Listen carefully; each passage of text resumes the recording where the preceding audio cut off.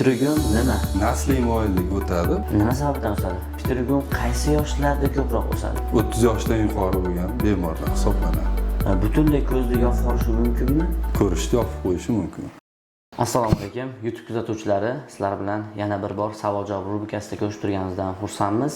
Bugun sizlar bilan pitirugun haqida gaplashamiz. Bizga 10 yildan ortiq tajribaga ega oftalmo jarroh Nuriddin aka Ashur Ahmedov bilan suhbat bo'ladi. Videoni oxirigacha ko'ring. Bu kanalimizga obuna bo'lmagan bo'lsangiz, obuna bo'lib qo'ying. Qanaqadir savollaringiz bo'ladigan bo'lsa, izohlarda yozib keting. Keyingi videolarda javob berishga harakat qilamiz. Assalomu alaykum Nuriddin aka, yaxshimisiz? Va alaykum assalom.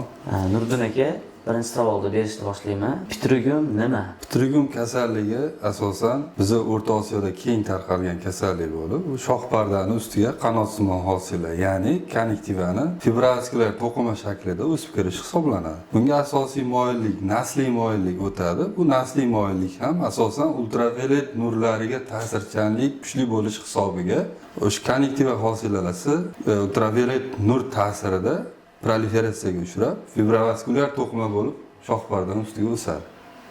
Nima sababdan o'sadi? Bizda klimatda quyoshli hamda quruq fasllar mavjud. O'sha fasllarda yuqorida aytganimdek, konjektivadagi razrajeniya, ya'ni ta'sirchanlik kuchayib, o'shini hisobiga o'sib boradi. Pitirugun qaysi yoshlarda ko'proq o'sadi? Ya'ni yosh chegarasi bo'yicha yoki? Hozirgi paytda yosh chegarasi ko'ryapmiz. Erta 15-16 yoshda ham namoyon bo'lyapti. Lekin asosiy yosh kontingent pasiyent bemorlarimiz 30 yoshdan yuqori bo'lgan bemorlar hisoblanadi. Nuriddin aka, ikkinchi savolim, bu shu ko'zdagi go'sht o'sib chiqishi butunlay ko'zni yopib qolishi mumkinmi? Ha, albatta yopib qolishi mumkin. Kasallikda asosan 4 ta bosqich mavjud. Birinchi, ikkinchi bosqichlarida bu unchalik bemorda yaqqol namoyon bo'lmaydi. Asosan 3-4 bosqichda bu ko'rishni o'tkirligiga ta'sir qilishni boshlaydi. O'sha paytda agar vaqtida operatsiya qildirmasa, ko'zda qorachiqni o'rtasini to'sib, ko'rishni yopib qo'yishi mumkin. Mana shu holatlarda ham davolasa bo'ladimi yoki u holatlarda kechib qolishi mumkinmi? Albatta bu holatda ham davolasak bo'ladi. Bu holatda operatsiya qilib, maksimal fibrovaskulyar to'qimalar tozalanadi. Hamda o'sha zona, o'sha soha sog'lom to'qima bilan yopib chiqiladi. O'shini natijasida fibrovaskulyar to'qima o'smasdan kasallik qaytalanmaydi. Pitirugunni birinchi belgilari nima? Qanday? Asosan ko'zda qizarish, qichishish, ko'proq bemorlar aytadi, meni ishim chang, yorug', quyoshli nimalarda ishlayman deydi. Yo bo'lmasam bank sohasida kompyuterda, gadjetlardan yoki kompyuter monitorlardan ko'p foydalanadi. O'sha holatda to'g'ridan-to'g'ri ko'zga nur ta'sir qilish natijasida ko'zni ustida diskomfort, qichishish, qizarish, tiqilishlar ko'p surunkali davom etadi. Shuning natijasida o'sib boradi. Qancha yilda o'sib boradi masalan? Kasallikda rivojlanishi hammada har xil, individual ketadi yoki kasbiga bog'liq bo'lishi mumkin. Biz o'sha yuqorida aytganimizdek issiq chang holatda ko'p ishlaydigan bemorlarimizda juda ham tezlik bilan 6 oyda yoki 1 yil, 2 yilda o'sib qolishi mumkin. Unaqa ta'sirdan xoli joyda ishlaydiganlar yillar davomida ba'zi holatlarda kuzatganmiz, 5 yil, 10 yilda ham o'sib rivojlanganini kuzatganmiz. Kechroq rivojlanadi ularda. Nuriddin aka, bu kasallikni dorilar bilan yo'qotib yuborsa bo'ladimi? Bu kasallikni hech qanday dori-darmon yo'qota olmaydi. Bu kasallikni avj olishini vaqtinchalik to'xtatib turadigan preparatlar mavjud. Lekin ular ham vaqtida o'z kuchini yo'qotishi mumkin. Surunkali qo'llangan sari kuchi yetmay qolishi mumkin. Kasallikda asosan butunlay bartaraf etish usuli faqat avtoplastika, plastika operatsiyasini bajarib, shu kasallikka barham berish mumkin. Operatsiyada qanaqadir yosh, necha yoshda qilish kerak degan qanaqadir? Operatsiya yoshi chegarasi yo'q. Faqat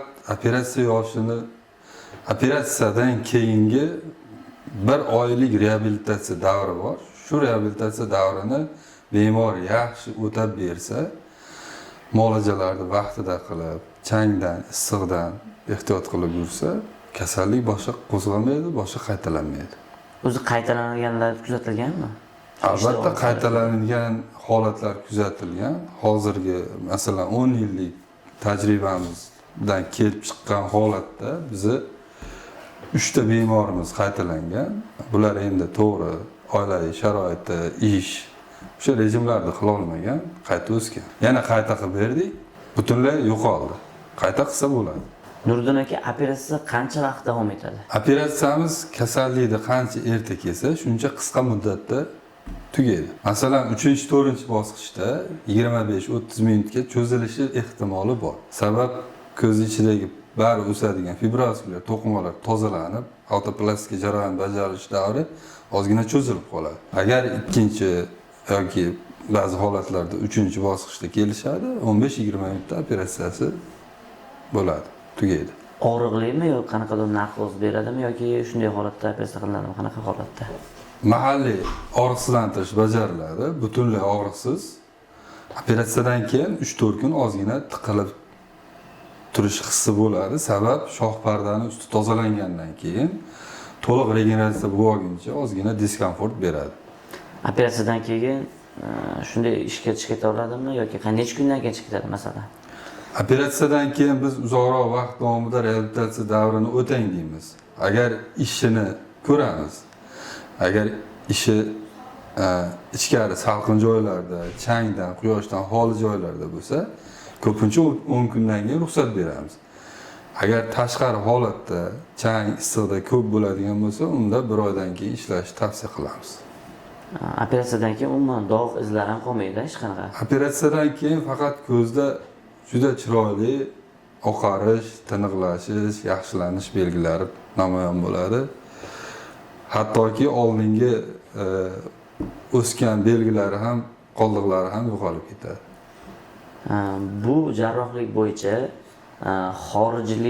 xorijga borish kerakmi yo O'zbekistonda ham hozir qilsa bo'ladimi? O'zbekistonda to'liqligicha autoplastikani juda chiroyli bajaryapmiz.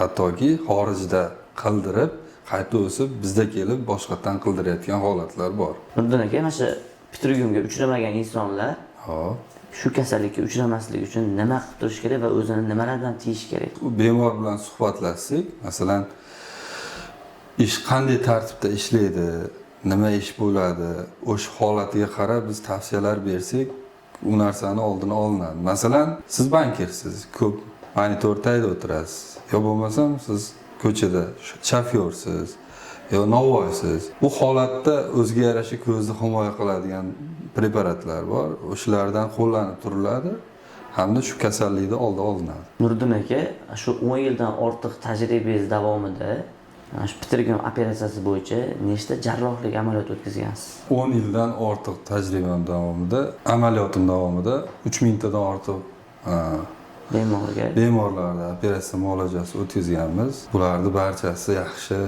Ba'zi paytda kelib rahmatlar aytib ketadi. Shunchaki ko'rinish uchun xursand bo'lamiz. Nuriddin aka, vaqtingizni ajratganingiz uchun rahmat aka. Ishlaringizga muvaffaqiyat tilab qolamiz. Qanaqadir murojaatingiz bo'lsa, kuzatuvchilarga gapirishingiz mumkin.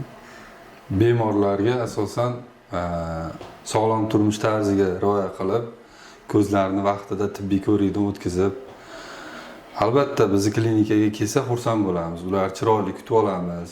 Chiroyli yangi zamonaviy apparatlarda ko'zlarini diagnostika qilib, tavsiyalarimizni beramiz. Agarda sizda va sizlarning yaqinlaringizda ko'zida muammolar bo'lsa, bizning Visus klinikamizga murojaat qilishingiz mumkin. Sizlarga xizmat qilishdan mamnunmiz. Sog' bo'linglar.